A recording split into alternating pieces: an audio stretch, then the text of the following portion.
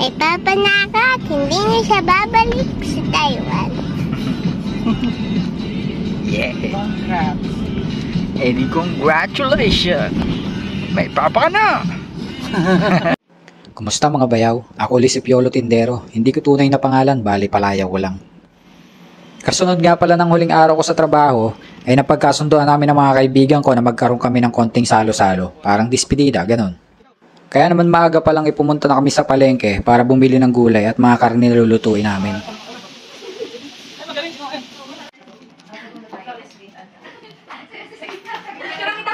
Mamaya na. Okay, i-vlog natin ito.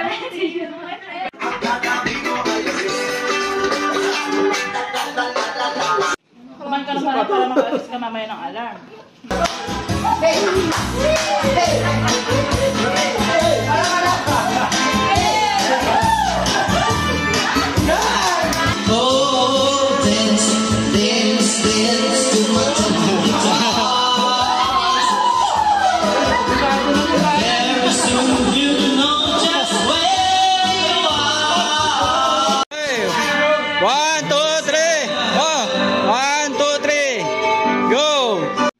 So pagkatapos nga po ng aming munting kasiyahan, ay nilagay ko na rin sa maleta lahat ng mga pabaon nilang chocolate sa akin.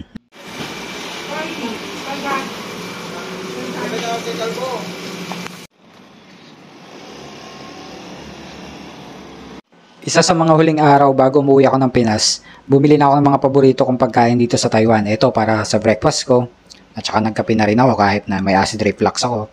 At saka bumili rin ako ng barbecue para naman sa lunch. Kasi sigurado itong mga paborito kong pagkain na to, medyo matagal-tagal na panahon ulit bago ko ito matikman. Pero sana, sa pagkakataon na yun, tour na yun, hindi na for employment. Tsaka siguro mas maganda kasama ko yung family ko nun. Meron akong 4 na araw simula nung huling gabi ko sa trabaho. At ito ngayong huling gabi ko ngayon dito sa Taiwan. Kasi bukas, flight ko na. So kaya naisipan ko naman na lumabas para bumili ng tubig na babaunin ko para sa biyahe. Kasi hindi talaga ako pwedeng mauhaw at hindi ako pwedeng matuyuan ng lalamunan kasi nagpapanik ako pag ganun. So ayan mga bayaw, ganito dito sa Taiwan pag medyo malalim na yung gabi. Sobrang tahimik, wala nang mga naglalakad na tao, konting-konti na lang at pansin ko ako nga lang eh. So ayan, nakabili na po ako ng tubig. So ayan, mga ilang ang oras na lang dyan at ready na talaga namang nakaka-excite kasi after 12 long years, ito yung masasabi ko na for good na talaga. Hindi naman ganun karami yung ipon, pero masasabi ko na talagang ito na yung huling Taiwan ko kasi wala rin naman akong choice. 12 years kasi yung maximum talaga dito at na-reach ko na yung 12 years. So ayan si Brian, si Mark, sabi nila hindi raw sila matutulog kasi sasamahan daw nila ako hanggang sa dumating yung sundo ko papunta sa airport. Alas 2 na nga pala ng madaling araw kaya naisipan ko na silipin kung nandiyan na yung sundo ko kasi alas 3 talaga ng umaga yung pick up pero minsan mas maaga silang dumarating. Winter pa rin pa nga pala dito sa Taiwan ngayon kaya medyo may kalamigan pa rin. So ayan, nasundo na nga pala ako niyan tapos papunta na kami sa Taoyuan Airport. At habang nakasakay nga ako sa sasakyan ni Kuya, lalo ko na-realize na napakaswerte ko na tao kasi di naman lahat ng tao nabibigyan ng chance na makapagtrabaho sa abroad. Pero naalala ko how hard I pray for this. Pinanalangin ko talaga to na ibigay sa akin yung opportunity kasi kailangan ko yung trabaho. And umabot ako ng 12 years. Pero at the same time ngayon, andito na ako, umabot na ako sa punto ng buhay ko na mag-uumpisa ng panibago pero this time kasama ko na yung pamilya ko and masayang isipin na uuwi ako ngayon after 12 years.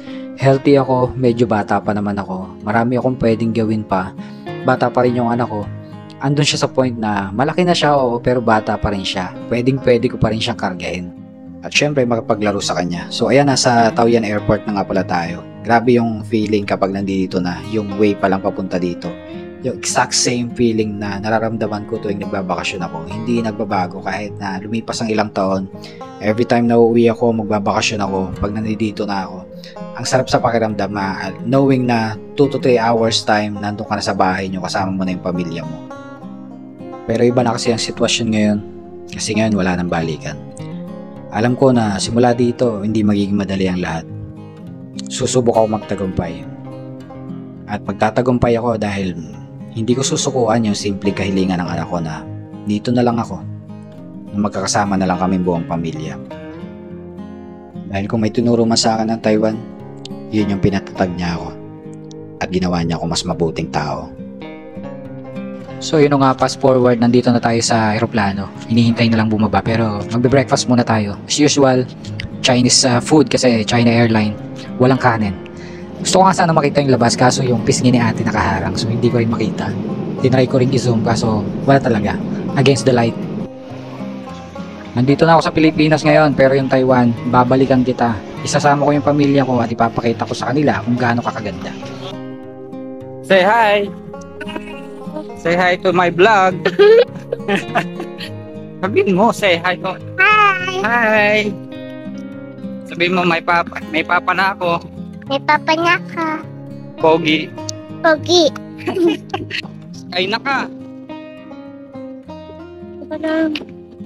Ay.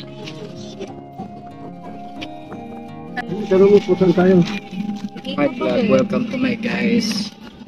I'm here in the Philippines already.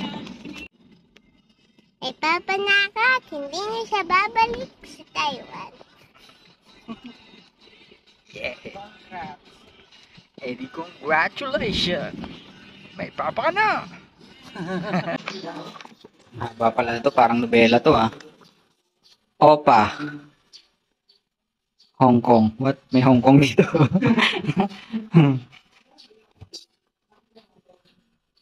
Dear Papa, welcome home. Thank you for working for us. You are so sweet, caring, and sweet. I wish that we don't turn poor. I wish that we don't turn poor. I wish we don't turn poor. And thank you for being kind to me, and thank you for sending us money when it's not enough and giving us support. And always being by my side to take care for me. You're one of the best father in the world. One of the best, dapat the best. You always never care our side. We are the best. We are the best Kasaw family. And you are fair and handsome. You are fair and handsome and nice singer. Thank you for the hard work and keep being a good father, brother, and husband. Wow. I love you. This letter is from Belle. Next page. May next. Pero pinakamalupit talaga yung I hope we don't turn poor. kaya pala tinatanong niya na kanina pa lang pagdating kung anong work ko ngayon. Ay, kay mama ba ito? Honey, welcome home. It's normal to get anxious since we don't know what we are going to be, but we've been there, done that.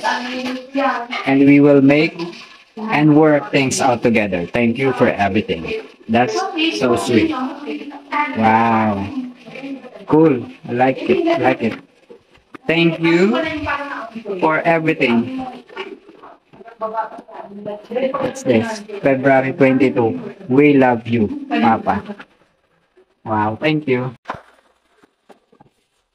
Ayan si ate.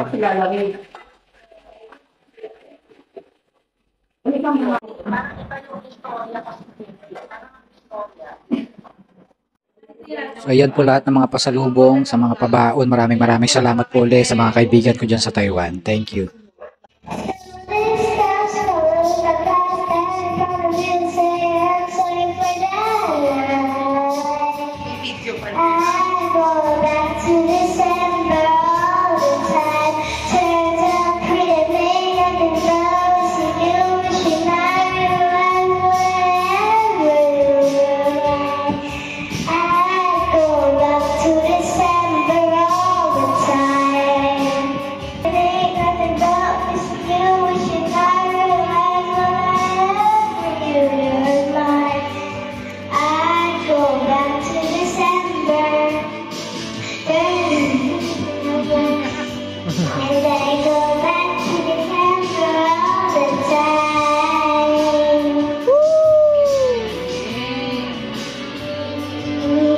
Taylor Swift, everybody!